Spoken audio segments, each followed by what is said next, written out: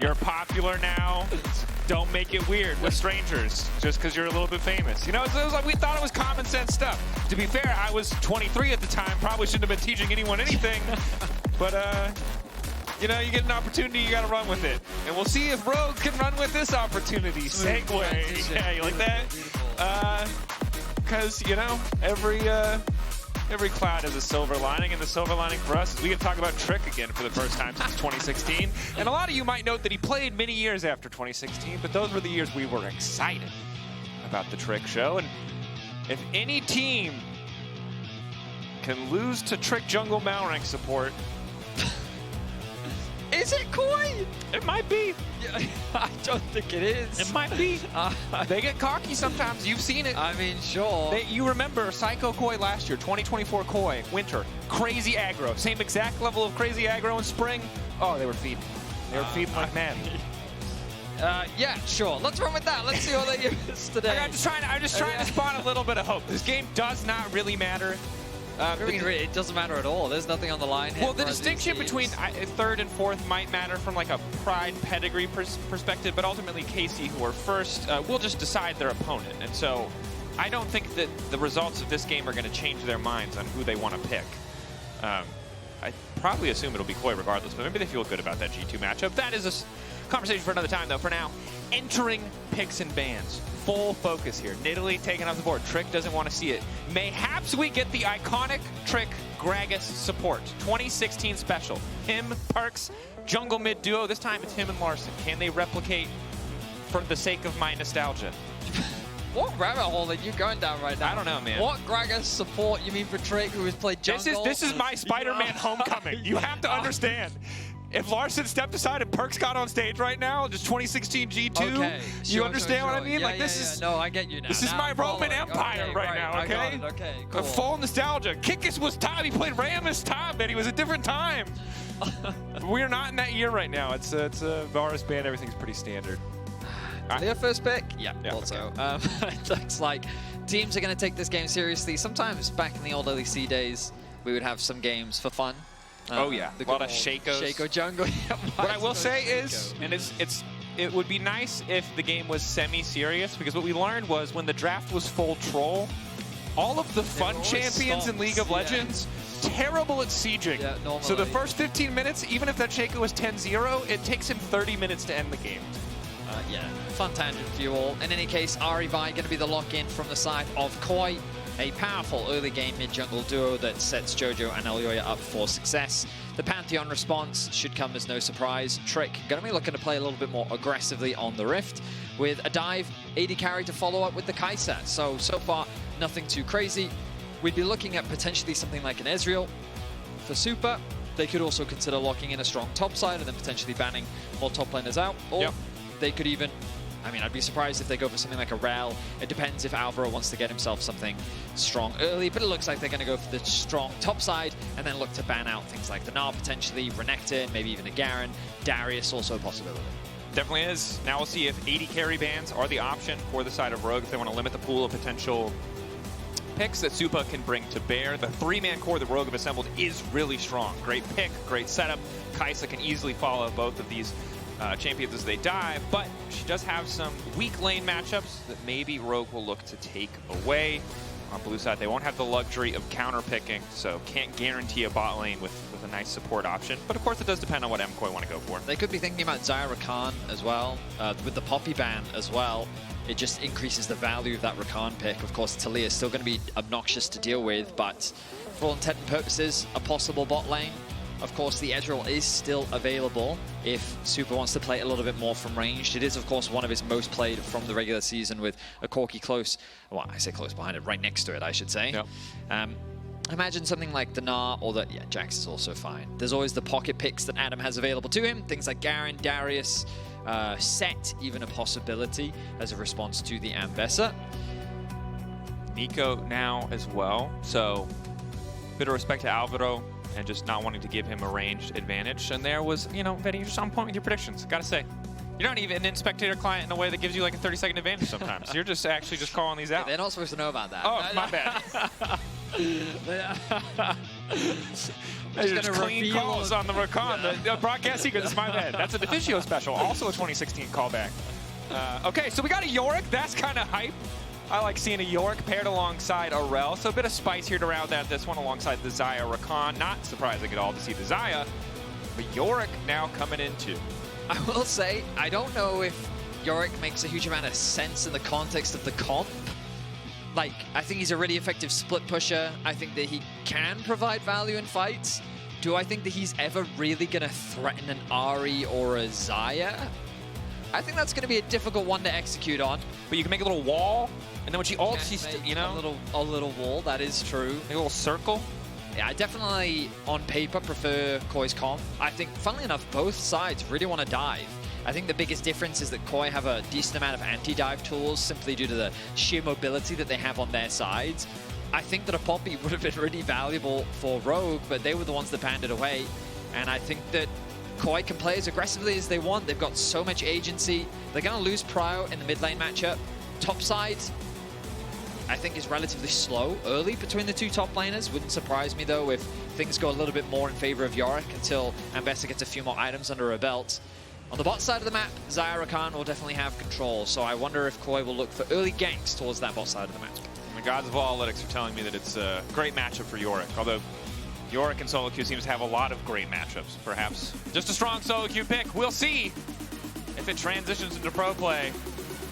The final regularly scheduled game or match of the regular season. Of course, tiebreakers on the horizon. Tomorrow, right? We got that locked in? Yes, sir. Maybe. I'm pretty sure it's Vitality versus Heretics. There you go. I just wasn't sure if the tomorrow. I wasn't sure if the world knew.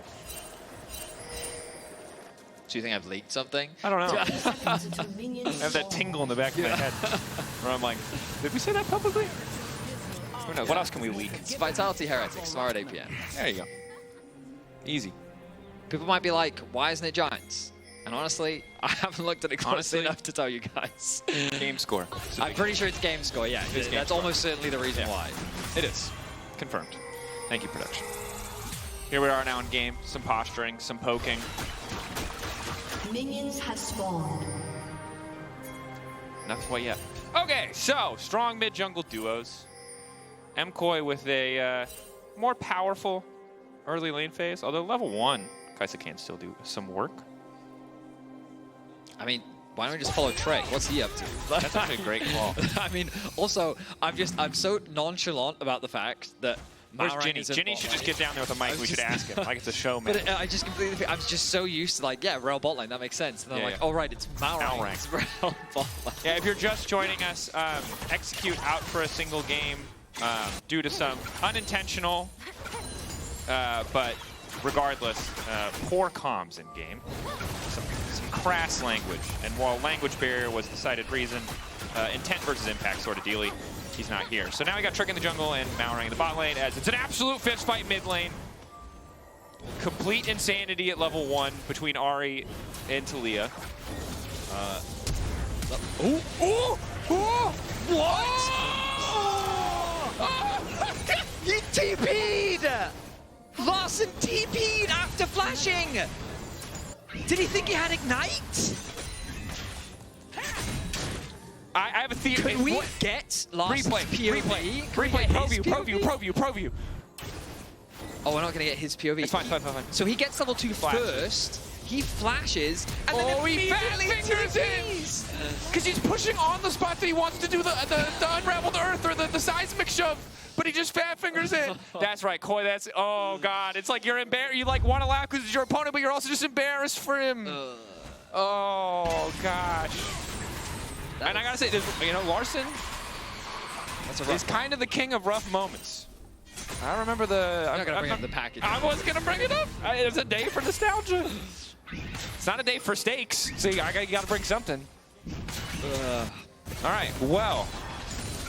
Jojo gets first. Okay, but think about this. We mentioned earlier how rough it would be heading into the next week of scrims for MKOI if they had lost to Rogue with Trick jungle Malrang support. I mean, yeah. But how much rougher would it be with Trick jungle Malrang support, Larssen TPing to a minion at level 2? True. So the stakes only continue to get higher for MKOI's mental. True. We are bordering on absolute collapse. It only takes a single Sally ult to change everything. It's true.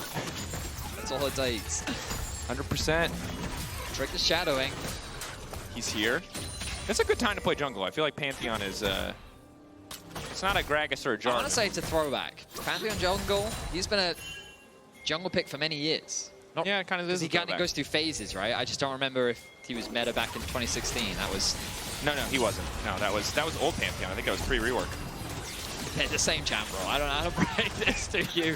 You might think they're different because one's more modern than the other. They still point and click. They still hit you in the face. Old Pantheon was more broken because his passive just blocked tower shots. So he just walked in, ate a tower shot. W reset his passive, so you'd block another tower shot. That's true. Q was a point and click. Yeah.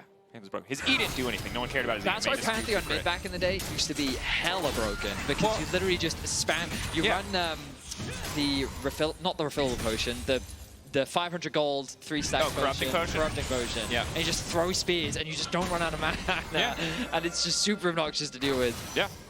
It's like when GP was strong. You just queued. His lane is unplayable. Yep. That's why people call Janna AP Pantheon, even though Pantheon doesn't have a point and click anymore. That's the origin of that, for those of you. Get rid of a lot of point and clicks. Problem is, if we go down this rabbit hole, we're going to start talking about old Scion. Dude. Yeah. Shout out old Scion. There are people on the Rift. I want to tell you right now, if you are a silver to gold player in League of Legends, you could have been diamond in season 1. Okay, I mean... And it's not because it's like, just in general, the league skill player base has gone up, but like you have to understand how crazy this game was. Yep. And I'm not saying that in a good way. It was not good. Like, the rose-tinted glasses are on. It was not a good thing that Scion could one-shot people as an AP champion. Yeah, there was no interaction either. There was no interaction. One-shot you. The interaction was... He would DFG you, stun you, blow up the shield, and you died. Yeah, that was it. Good old times. Great times. Brief game check-in before we continue our podcast of nostalgia here. We're 6 minutes in. Feels like we've been talking forever. Level 6 around the corner for Adam. Myrwn already got his level 6. Obviously, that's the Omni Vamp. Does make things feel a little bit better. But level 6 for the Yorick. Huge power spike. And overall, gold lead in mid, really the only big one. Small leads elsewhere for KOI, but really doesn't amount to too much quite yet. Neither side has gone for an early Drake. And we're 2 minutes away from the Grub spawn, which for now it seems like Myrwn's got top pressure under wraps. Mid pressure also in the favor of MKOI, so things looking pretty good as Elyoya. Charging up, Q flash. Will he do it or will he fumble? He gets the Q flash. It's perfect. Follow up there. Electrocute. Elyoya takes that kill. MKOI make it happen. Yeah, they make it look easy, and that's because the Q flash does connect. Larssen, I wasn't sure if his flash had actually come back up. I think it was, but he wasn't able to react in time, and it's a difficult thing to react to. But he ends up connecting, making it easy for the Charm to connect, and it's an easy kill underneath the tower. Now both the mid and jungle duo find themselves with an early kill lead, and KOI sitting in a comfortable advantage for the time being. Oh yeah, it's getting more comfortable too. I think the Ahri getting a free kill early was nice to have, helping Jojo secure that that lane prio. Random ignite. A little bit more damage down onto Supa. Malrang going in to finish off the kill. Bot lane. Larssen coming in for a bit of vengeance. Flick back hits 2. That's some solid follow-up. Patrik now trying to finish the kill, but Supa's still standing. But it's Malrang. Who else? The playmaker. The autofill support. Gets it done on the bottom side. I mean, it's a clean 2 versus 2 kill to kind of set things up. Of course, Larssen coming in to clean things up, but he realizes that he's been put very far behind in the mid lane. So screw it. Go roaming around the map. See if you can impact elsewhere. Trick can go and catch the mid wave, and they make the play happen. Malrang sees an opportunity. The positioning from Supa ends up getting caught out. An early ignite to get as much damage down as possible. The heal is delayed to make sure the ignite wears off, but at this point he's too low. And then the double knockback comes in from Larssen to set up for Malrang to flash and provide his team with 2 kills. Going over to Patrik as well, so Rogue equalizing the kill score just like that. The only problem is Jojo is continuing to build advantages in the mid lane, now almost with a 1k gold lead. That's a pretty terrifying position to be. Ulti has come off cooldown, see if he makes a play before he goes back and picks up Malignance. Now though, Larssen recouping what he can. And we'll see if it's the Patrik Malrang duo who can start to turn the tides in the favor of Rogue. Either side moving to grubs. I say that now, looking down at the minimap, Rogue are already on the grubs, so good spot to be. Adam now weak siding. We'll see if he can survive what feels like an inevitable dive here in bot lane. Made in the mist, taking a bit of chip damage. Ooh, but look, the little minions are actually holding the wave in place, so there's no wave underneath the tower. They need a little bit more time. I thought Malrang would look to reset here to potentially cover the dive, but Adam is sticking around. Well, last rights there. Being between the walls, definitely tough. Flashing away for the knock-up. Plays the wall down. Elyoya's in the midst of the thing. Now he's just trying to move away. The feathers are flying. He's backstepping. He's moving through. He's finally going to get rooted up. It looks like he'll fall, but it takes Jojopyun coming as well, because it's a bit more healing. They finally claimed the feat of warfare, but that was a bit too close for comfort. It certainly was. Adam was a lot tankier than they were expecting, and they needed 4 members to make the play happen. You know, we talked earlier about Malrang resetting. If he actually, there was so much time in actually setting up for the dive. I think Adam could have just retreated from the tower, waited for Malrang to arrive. But I guess it makes sense that there's a bit of a disconnect, given that your jungler is playing on support, and he ends up losing his life. So KOI get themselves another kill, and it goes into the pockets of Jojo as well, now surpassing the 1K advantage over Larssen. All right, all eyes on Jojo to try to cement this advantage further. All eyes on Trick, because this will be his second objective of the game. They did invest 4 members on the bot side of the map, which was a lot of people. Can he get away? He can. And we've solved the problem. Sometimes you just need another jungler. Trick is the objective guy. Malrang is the aggression guy. They've solved it. You mean what have they solved? They're getting both of the things they need from a jungler.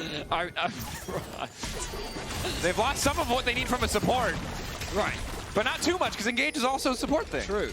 I mean, you can be confident that Rogue's going to fight.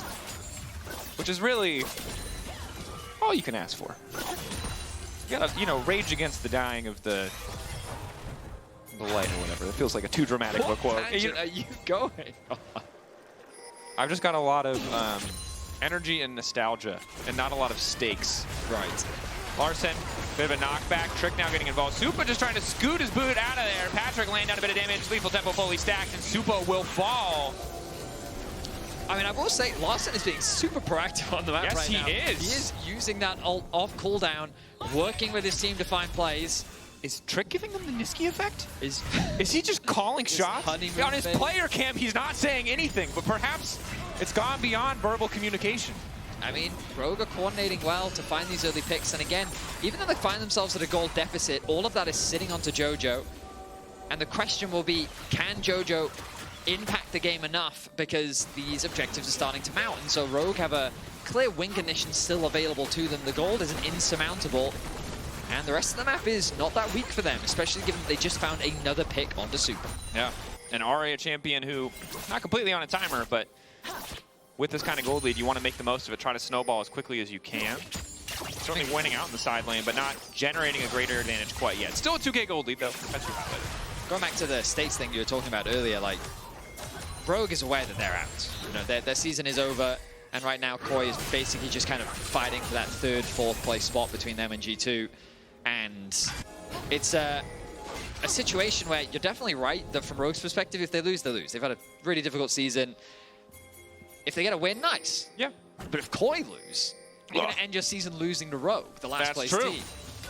And we've also seen, you know, frustratingly so, is where you have another engage going through on the bottom side. Perfect combo, shut down. It's flawless. Onto the target with all the gold as well. Now can they cover mid, though? That's the question. They cannot. KOI is going to get a lot of plates here. Their cross-mapping is very good. But credit to Rogue, Trick, Malrang, and Larssen. You know, you said they might have solved it. Low-key. Like, they're finding picks across the map. Okay, the other thing that I'll note, if you're new to the LEC or if you don't, like, remember the final games of the last, you know, 5 or 6 seasons, there are so many teams that have been at the bottom of the standings that the second they were mathematically eliminated, played incredibly. Astralis, Origin, Excel, so many teams. The second it's like, okay, you don't have a chance anymore, they played like demons. You mean like Schalke? Schalke, yes, another great example. Oda was on one of those teams, I'm pretty sure. Yeah, he was. I mean, they made playoffs. Yeah. Well, that was the miracle. Yeah, but that's right? what I mean. They were at a point where they had nothing to lose. Yeah. And they needed the stars to truly align. Just to be clear, though, there's no stars left. Yeah, there is none. There is. Rogue are in the tilt them stage, where It's a moral victory. They want to leave a lasting impact on the playoffs by sending MKOI down an unrecoverable mental spiral. I mean, also, how Giga Chad is that for Trick? Shows up, wins a series, leaves, and he's just like beats undefeated in 2025. Oh, I'm sorry, Canyon. Konami. Wouldn't that just be crazy? He just shows up, and he just imagine if he then types in all chat 1647. What's the best part about stats? You make him say anything you want. That's the greatest win rate of any European or Korean. Okay, now I see the stakes. It's just it's all on the line for KOI. They might all be memes, but they're kind of good memes. You have to admit. Well, right now, KOI do find themselves with a lead, but that lead is dwindled. Yeah. Of course, all the gold advantage primarily sitting onto Jojo, who's, for the time being, focusing on playing them through a side lane. Dragon going to be spawning in 30 seconds, so we'll see who has better position on that. The answer appears to be MKOI. They got a lot of pressure there. Top lane still in a relatively even state. So while there are 4 members of Rogue on the bottom side of the map, they don't have bot pressure. Mid is in an even state. And Adam isn't really winning out on the 1v1. The difference in that Eclipse being finished does make this matchup tough, even with Adam having the ultimate available. Or active, I should say. So there we go. Dragon is now up. Elyoya returning. They've conceded mid tower. Trick is ulting. Adam's going all in. Trick has arrived. Nice escape from Myrwn, though. Quick reactions, well-timed public execution. Cost him his flash as well. But now this tower might be in trouble. Yeah, that was very clean from Myrwn. But Rogue are cross-mapping super effectively. They're going to get the first tower of the game. They will concede the Dragon, but they are completely fine with that. With their numbers, they may even push for the tier 2 as well. They did lose mid tower about 10 seconds before they took so they didn't get. They did. Their cross map was all of them ignoring mid completely and running top with a wave push. So I am hyped for the Rogue plays, but they are trading down in terms of gold consistently. But the Herald could make the difference. Is now a TP up. Backing off. I mean, Adam does have TP, but I guess they're saying that they're not strong enough to fight for it. All right, so ultimately it's still a very winning play for KOI because they ended up getting 2 towers. They will also get the Herald and the Dragon. And so while the idea is quite nice from Rogue, ultimately it is a pretty significant net loss. Yeah.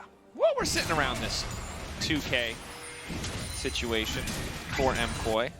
Some of that gold now going up to Myrwn is a little bit of the lead for Jojopyun was, shaved off. But they've gotten the feats as well.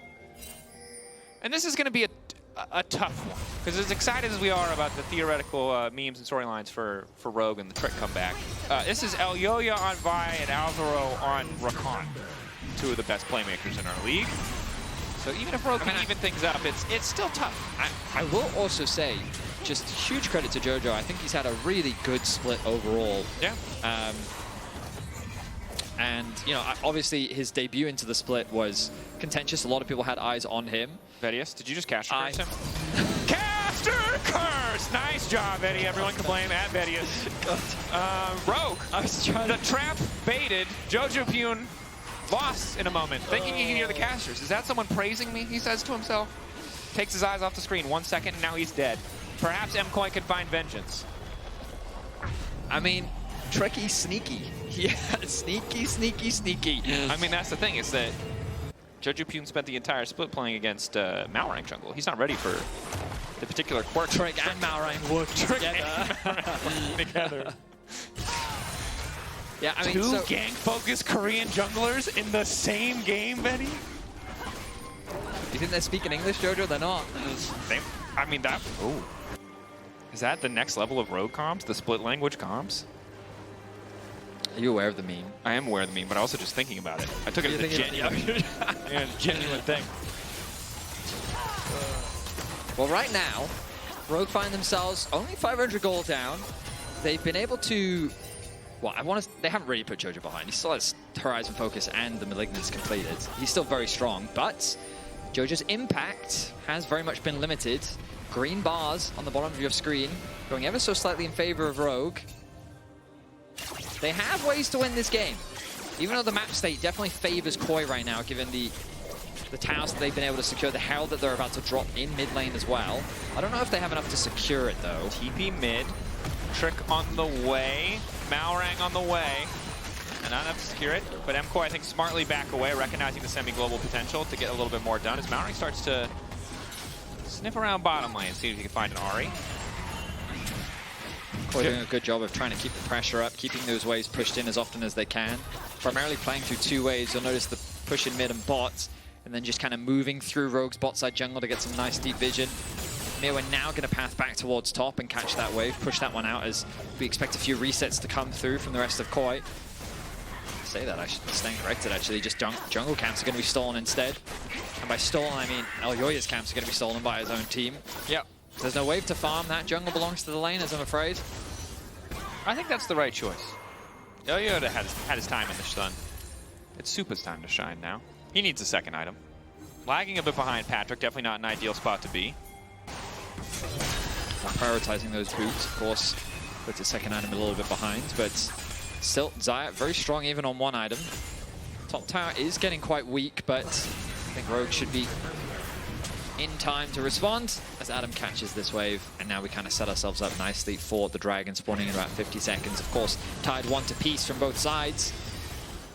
And maybe this is the first full 5v5 contest that we have in this game. It's been a lot of trading objectives, a lot of playing to opposite sides of the map. I think some of that is Rogue either trying to fall in to find Jojo's shutdown or to play away from the Ahri so they don't have to deal with the gold lead that Jojo has amassed. But now perhaps we see...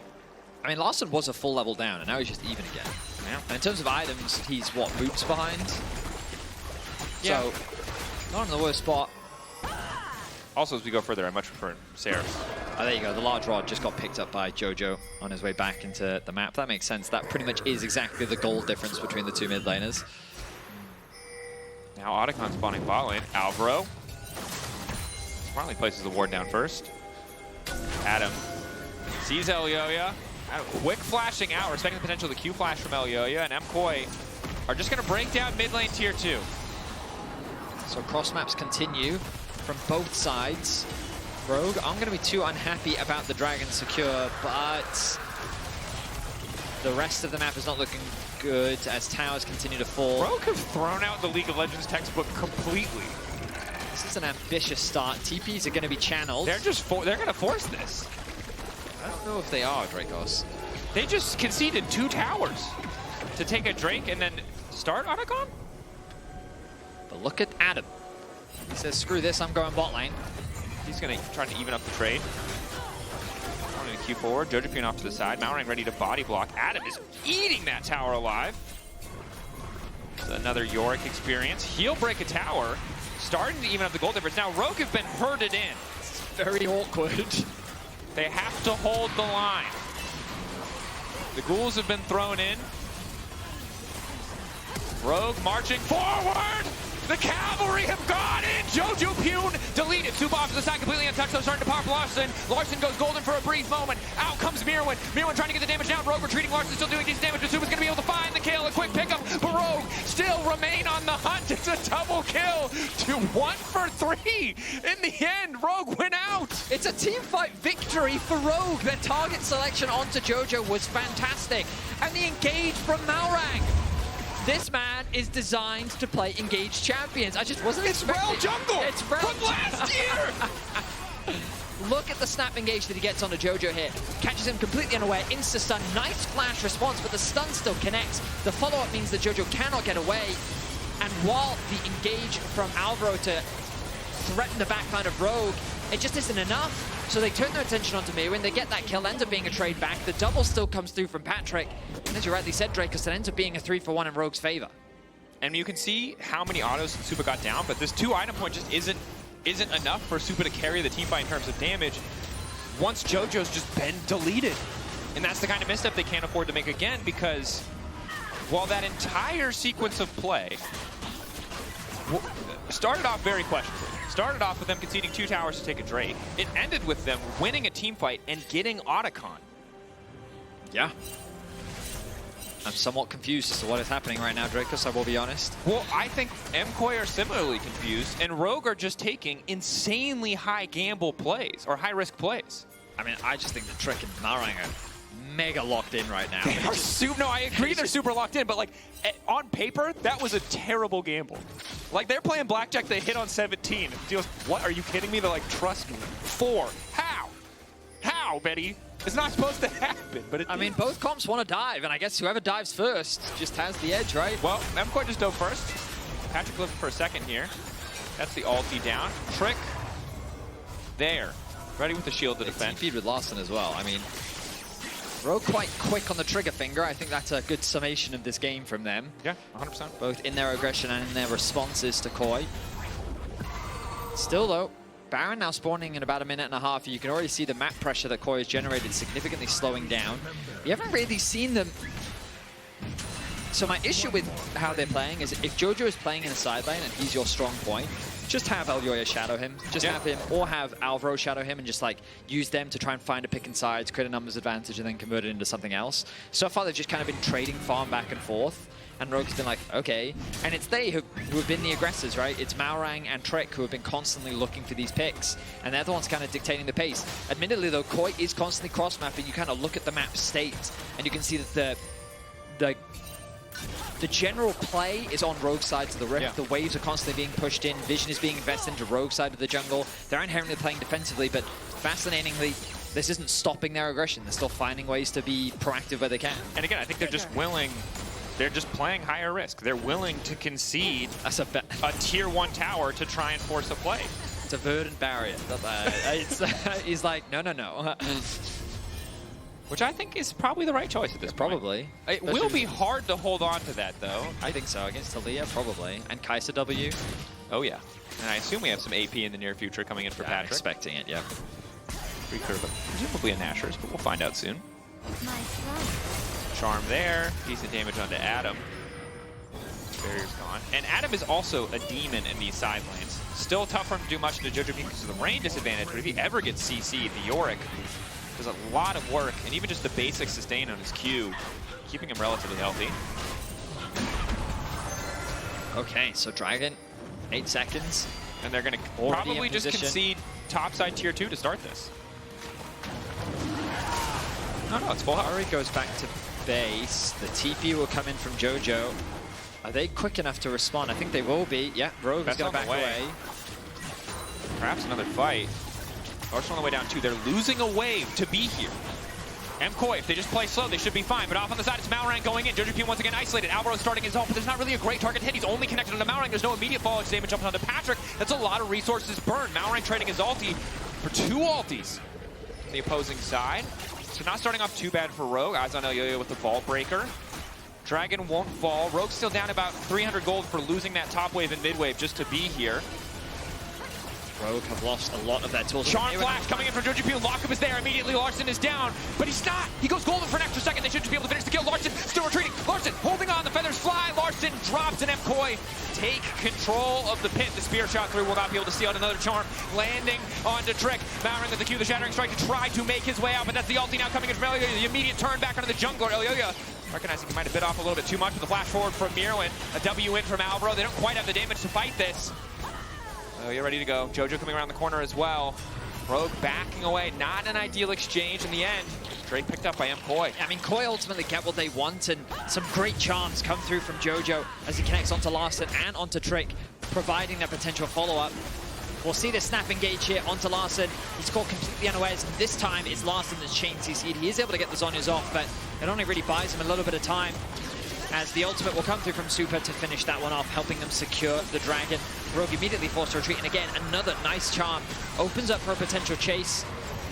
Trick, though, forced to retreat. Nice use of the wall from Adam to create space between KOI following up. Myrwn even committed his flash, a little bit overzealous at the end there. But still, only a single kill. Dragon falls, gold still within strike distance of Rogue. Yeah, back to the 2K difference that they held on to earlier in the game, but you can see now 3 items for Supa is going to make these fights a bit tougher alongside the fully completed Banshees for Jojopyun. That much closer to level 16 as well, so ult should essentially just be up all the time. I find themselves in a matchup that I imagine they expected to be much easier than what we're seeing so far from Rogue. I think what's crucial for Rogue is that when they snap onto that target, they have to kill them. Yep. You talked about how Rogue was a little disconnected because you had that engage happening around the blue buff onto Jojo, but then Jojo was able to create space between him and the engage, and then 3 ultimates ended up used. Larssen's ult was gone, Patrik ult and Malrang ult was all used, and at that point you're like, well, we don't have anything left to fight, so we really shouldn't. And then of course they end up overstepping. So I think KOI now recognize this, and as long as they can play around that initial engage, then their re-engage should be more than strong enough to turn the fight in their favor. I also just think you're at the point now where Supa just does enough damage to carry a fight. Oh, for sure. As long as he has the space to work, and it does feel like it comes down to which bot laner or AD gets caught. And the most vulnerable member right now probably is Larssen, I would say, even despite having the Zhonya's, because once he's caught out of position, I just don't think it matters. But we'll see, 2.5 seconds of going golden, and he'll just die in the end. But in the meantime, Rogue taking the Baron, perhaps attempting the heist, but they're down a man now. Full committing to the play. 6K, Elyoya, can he steal it? Trick and Malrang, 2 junglers in the pit. 2v1 jungle showdown, Trick! He wins those! He's still got the skills! And Patrik over the wall, he's managed to hold on for every second. Ambessa now going in. Patrik still living for an extra second. Elyoya now taking down the flash away, trying to get over Myrwn, dashing, diving, the Drake Hound step, keeping him standing. Now Supa going with all, desperate to get this Malrang mounting up and running for the hills, but he'll go down in the end. Wall laid down. Maiden hitting on Supa. Supa not keen, does not want that number. And Adam slowly running away. One-on-one, he's got a decent amount of stain, but not enough to win this battle. Ghouls summoned. Adam down. Baron taken, but no one will get the buff. Yeah, KOI kind of back to business as usual as they find themselves a nice ace versus Rogue. They'll remove the entire Baron buff. They'll finally break into the base. They'll expose the inhibitor, and while they may not be able to secure it, KOI putting themselves, well, I want to say KOI putting themselves in a good position, but losing the Baron makes ending the game that much harder. It does. So the initial pick comes through onto Larssen. Jojo tanks it in order to connect the charm, so they get this initial pick. There's little he can do to wave clear. Rogue wisely cross-map and make a play for the Baron, but as you can see, it dies much faster than KOI is able to react to. Elyoya gets into the pit, but he doesn't quite connect the smite. He then gets sent targeted down. He uses Patrik to get out of the pit. Then the follow-up from both Myrwn and Alvaro means that he then survives for a little bit longer. While Patrik does get that initial kill, he's asked to invest so much that Myrwn can then turn things around, and Supa is by his side to help clean up the fight. Yeah, and you can see Adam still decently strong in the cut next to 1v1, but just cannot win out there. What the hell is different, especially now with the armor pen going through. Look at the damage dealt to champions this game. Yorick. Yeah. Say. He just chips away at people's HP bar, especially with the main now. KOI, though, they will likely set their sights on the next dragon. They've got a bit of pressure on towards the top side, chipping away that tower, but it's going to be a difficult objective to take. The game at this point is getting just tough. You can see that Patrik, when he dives in, it's so easy for Elyoya to just throw that ult down. When he gets on top, it's really hard for him to get out. And of course, Larssen wasn't in that fight, wasn't able to use any Unraveled Earths to stop any of that pressure from the Ambessa. Well, maybe Rogue just want to fight again. They do have a bit more AP for Patrik. He has the evolved W now.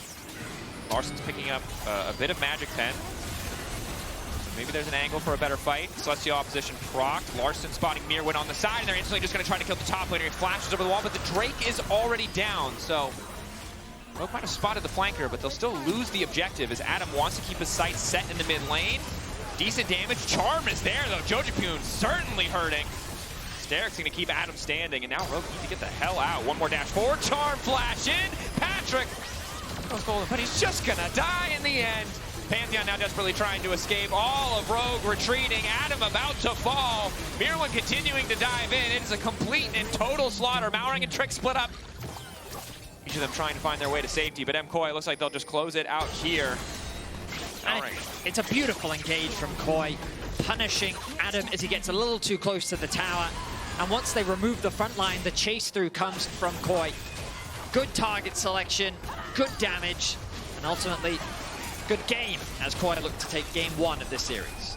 1 or 2 slip-ups perhaps, 1 or 2 moments where they were caught out, but they were consistently trading up in terms of objectives. Rogue's creative plays couldn't last any further. MKOI closing out game 1 and taking their time trying to finish off Trick. Bit of wholesome in the old chat as Trick wrote, "How is my jungle?" And then Myrwn replies, goated, of course. And it's thank you so much. And I mean, he did have a great performance, all things considered. Yeah. Their aggression in the early game was great to watch, and I loved seeing Trick and Malrang get off to a proactive start, punishing Jojo on the side lane as often as they could.